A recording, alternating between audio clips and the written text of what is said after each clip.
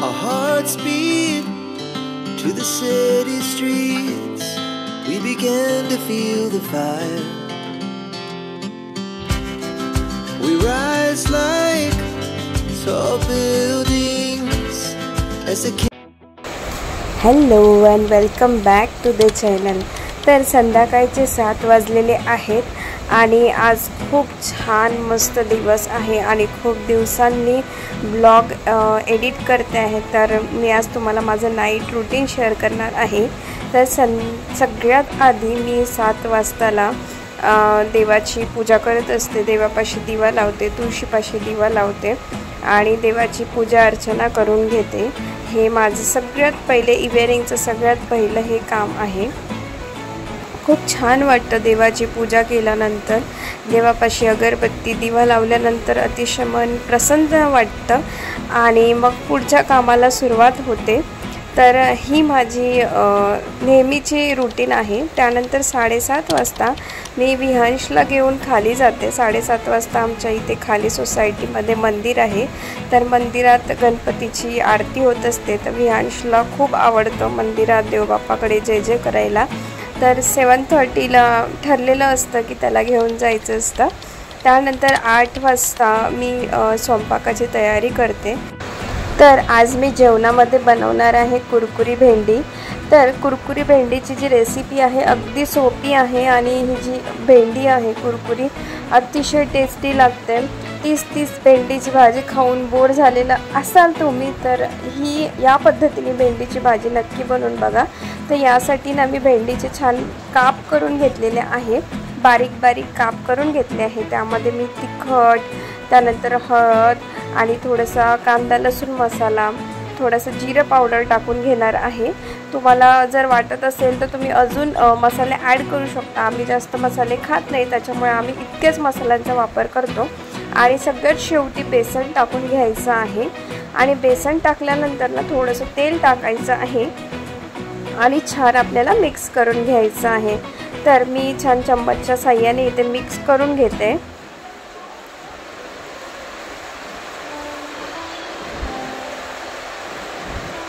तर मिक्स करून घेतल्यानंतर ना थोडंसं हलवून घ्यायचं आहे। छान हलवून घेतलं ना काय होतं की एकजीव होतं, सगळं जे मसाले आहेत ते छान एकजीव होऊन जातात आणि ही जी भेंडी आहे ती मस्त टेस्टी लागते। तर मी 15 मिनटं हिला असंच ठेवणार आहे। त्यानंतर मी समोरची तयारी करणार आहे। तर मी भेंडीसोबत डाळ बनवते। शक्यतो माझ्या हसबंडला कुरकुरी भेंडी बनवली तर साधी डाळ हवी असते, तर मी इथे तुरीची डाळ घेतलेली आहे आणि तुरीच्या डाळीचं मी इथे वरण लावणार आहे कुकरमध्ये। एकदम इझी, सोपं, काहीच नाही करायचं आहे। मी फक्त थोडंसं तेल आणि थोडंसं मीठ आणि थोडंसं हळद टाकून एकदम साधी सिंपल वरण बनवते आणि थोडंसं तूप टाकलेलं आहे। मी तेल टाकते नाहीतर तूप टाकते, आज मी तूप टाकलेलं आहे, तुम्ही तेल पण टाकू शकता।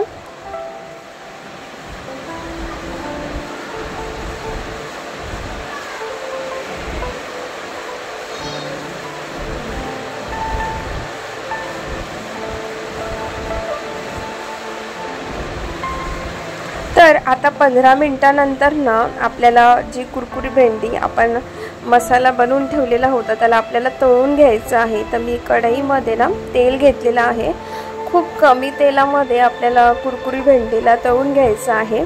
तर मी आता इथे भेंडीला छानपैकी मस्त तळून घेते, एकदम कुरकुरी होतपर्यंत आपल्याला तिला तळायचं आहे। तेव्हाच तिची टेस्ट भारी लागतं आणि खायला एकदम मस्त लागतं। तुम्ही जर अजूनपर्यंत ही रेसिपी बनवली नसेल तर नक्की ट्राय करा। तर डीप फ्राय मी छान केलेला आहे। तर भेंडीला आपल्याला ब्राउनिश जो रंग आहे कलर येतपर्यंत आपल्याला भेंडीला आपल्याला छान तळून घ्यायचं आहे, फ्राय करून घ्यायचं आहे। तुम्ही बघू शकता माझी भेंडी ब्राउनिश झाली तर मी तिला तेलातून काढून घेतलेली आहे। तर बघा या प्रकारे कलर येतो भेंडीचा, एकदम कुरकुरी ती बनते। तर माझ्या ज्या भेंड्या आहेत त्या मी सगळं काढून घेतलेल्या आहेत। तर आता मी पोळ्या बनवणार आहे। तर पोळ्या बनवण्याची आता तयारी करते आहे। तर फ्रेंड्स कणिक भिजवताना ना थोडंसं मीठ आणि थोडंसं तेल टाकून जर तुम्ही पोळी बनवाल ना तर ती जी पोळी आहे एकदम मऊ लसलशीत आणि सॉफ्ट बनते। तर पोळ्या बनवण्याची पण एक कला आहे।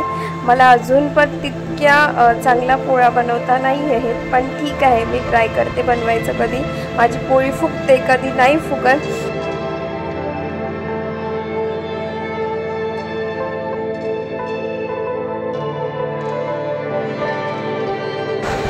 तर माझ्या पोळ्या बनवून झालेल्या, तर मग मी आता म्हटलं सलाद पण बनवून घेऊया। डेली आम्ही काकडी गाजर जे पण असेल, विहांशला काकडी खूप आवडते, तर डेली आमचं सलाड असते। तर आता उन्हाळा सुरू झालेला आहे, तर सलाड तर नक्की तुमच्या जेवणामध्ये असायलाच पाहिजे। तर काकडीसोबत मी जो कांदा आहे तो सुद्धा कापून घेते। तर किचनमध्ये एक चोर घुसलेला आहे, तुम्ही बघा विहांश काय करतोय। सगळं ग्लासचं घेऊन बसलेला आहे आणि मी स्वयंपाक करत असताना हाच खेळ त्याला करायचा असतो। तर एनिवे स्वयंपाक झालेला आहे आणि आता छान ताट रेडी करते। तर वरण ठेवलेलं आहे छानपैकी, त्याच्यानंतर मी दही ठेवलेला आहे, त्यानंतर आपले जे सलाड मी बनवले होते, काकडी, त्यानंतर कांदा आणि इथे जी कुरकुरी भेंडी मी बनवली होती ती ठेवून घेते आहे आणि पोळ्या। तर ताट रेडी झालेला आहे आणि आता आम्ही जेवणाला बसणार आहे। तर या मंडळी तुम्ही पण जेवण करायला। तर विहांश बसलेला आहे, विहांश त्याचं जेवण करतो, त्याच्यामुळे इतकं टेन्शन नाही। तो 2.5 वर्षाचा आहे, पण स्वतःच्या हाताने जेवण करतो। तर त्याची जी चेअर आहे त्या चेअरमध्ये बसून तो त्याचं जेवतो। तर टी व्हीवरती आम्ही त्याला कार्टून लावून देतो, तर कार्टून पाहत तो त्याचं जेवण करतो आणि आम्ही आमचं जेवण करतो। तर 9 वाजेपर्यंत आमचं जेवण होऊन जातो, आमचा टाईम असतो 9 वाजता जेवण्याचा। तर आम्हाला पाहून विहांश पण जेवण करतो आणि त्यानंतर जेवण झाल्यानंतर 9:30 वाजता मी सगळं किचन आवरायला घेते, सगळं किचन ओटा साफ करते। तर मी पहिले जो सुका कपडा असतो, सुक्या कपड्याने ना पूर्ण किचनमधली जी घाण असते ती काढून घेते। त्यानंतर ना मी एक लिक्विड बनवलेला आहे, होममेड लिक्विड आहे, घरच्या घरी बनवलेला। तर मी काय केलं ना, ते आपलं जे डिश वॉशर लिक्विड असतं ते त्यानंतर बेकिंग सोडा आणि पाणी मिक्स करून मी लिक्विड पूर्ण स्प्रे करून घेते आणि त्यानंतर ओटा साफ करते। मी यावेळेस शूट करायला विसरून गेलेली, पण मी तुम्हाला जे सांगते आहे की किचन साफ करायचं असेल तर अशा पद्धतीचं लिक्विड बनवल्यानंतर तुम्ही जर किचन ओटा साफ केला तर तुमच्या ना किचनमध्ये ना कॉकरोच होत नाही आणि तुमचं किचन पण अतिशय क्लीन दिसतं। तर किचन आहे क्लीन करून झालेलं आहे, सगळं आवरसावर करून झालेलं आहे।